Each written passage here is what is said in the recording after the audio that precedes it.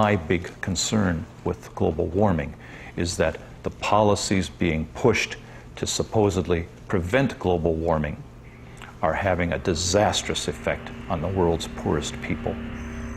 Global warming campaigners say it does no harm to be on the safe side. Even if the theory of man-made climate change is wrong, we should impose draconian measures to cut carbon emissions just in case. They call this the precautionary principle. The precautionary principle is a very interesting beast. It's basically used to promote a particular agenda and ideology. It's always used in one direction only. It talks about the risks of using a particular technology, fossil fuels, for example, but never about the risks of not using it. It never talks about the benefits of having that technology. Anne Muagela is about to cook a meal for her children. She is one of the 2 billion people, a third of the world's population, who have no access to electricity. Instead, they must burn wood or dried animal dung in their homes. The indoor smoke this creates is the deadliest form of pollution in the world. According to the World Health Organization, 4 million children under the age of 5 die each year from respiratory diseases caused by indoor smoke, and many millions of women die early from cancer and lung disease for the same reason. If you were to ask a rural person to define development, they'll tell you, yes, I'll know I've moved to the next level when I have electricity. Actually, not having electricity creates such a long chain of problems, because the first thing you will miss is the light. So you get that they have to go to sleep earlier because there's no light. There's no reason to stay awake. I mean, you can't talk to each other in darkness. No refrigeration or modern packaging means that food cannot be kept. A fire in the hut is too smoky and consumes too much wood to be used as heating. There is no hot water. We in the West cannot begin to imagine how hard life is without electricity. The life expectancy of people who live like this is terrifyingly short, their existence impoverished in every way. A few miles away, the UN is hosting its conference on global warming in its plush gated headquarters. The gift shop is selling souvenirs of peasant tribal life, while delegates discuss how to promote what are described as sustainable forms of electrical generation. Africa has coal, and Africa has oil, but environmental groups are campaigning against the use of these cheap sources of energy. Instead, they say Africa and the rest of the developing world should use solar and wind power. A short drive out of Nairobi, we find our first solar panel. A Kenyan public health official has brought us to a clinic which serves several villages.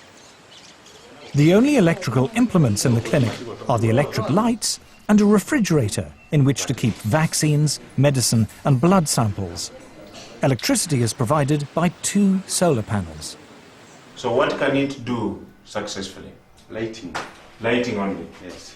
What happens when you put lighting plus the refrigerator and others? What happens? It sounds an alarm. It sounds an alarm? Yeah. Then can we maybe see that?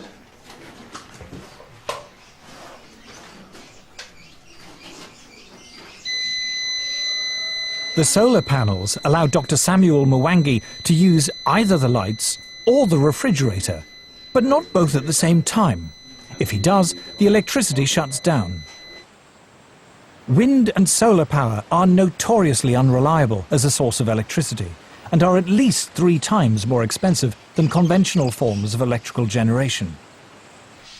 The question would be, how many people in Europe, how many people in the United States are already using that kind of energy? And how cheap is it? You see, if it's expensive for the Europeans, if it's expensive for the Americans, and we are talking about poor Africans, you know, it doesn't make sense. The rich countries can afford to engage in some luxurious experimentation with other forms of energy. But for us, we are still at the stage of survival. To former environmentalist Paul Driesen, the idea that the world's poorest people should be restricted to using the world's most expensive and inefficient forms of electrical generation is the most morally repugnant aspect of the global warming campaign. Let me make one thing perfectly clear. If we're telling the third world that they can only have wind and solar power, what we are really telling them is you cannot have electricity.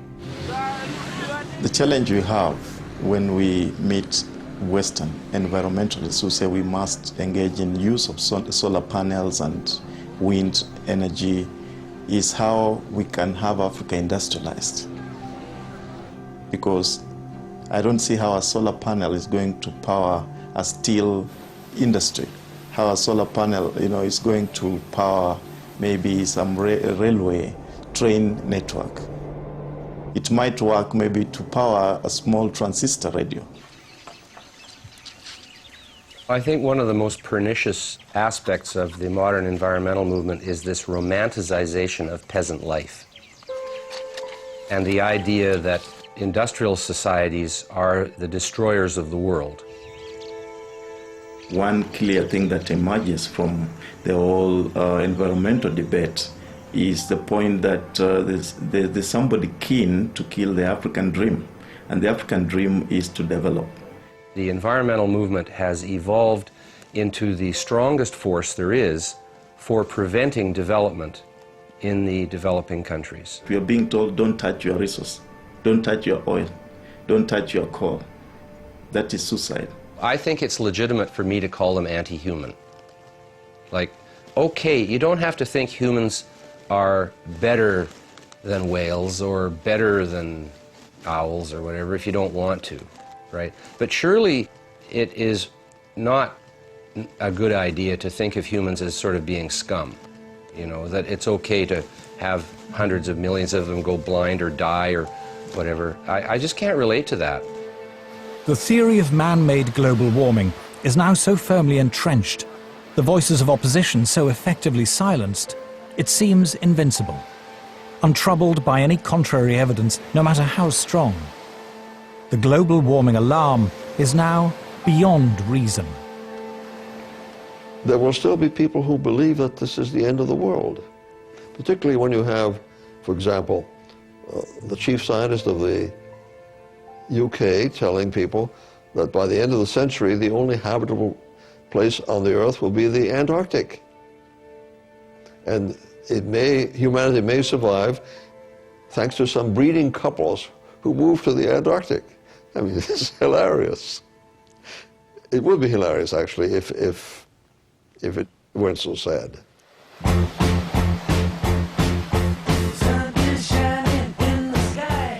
Quarter past 3 tonight, dispatches, and how green are our politicians and business leaders. Next Monday night at 8, dispatches again, this time focusing on Prince Charles, independent monarch or meddling prince. Next tonight, Mammoth Movie, the beautiful tale of a fateful love affair, the English Patient.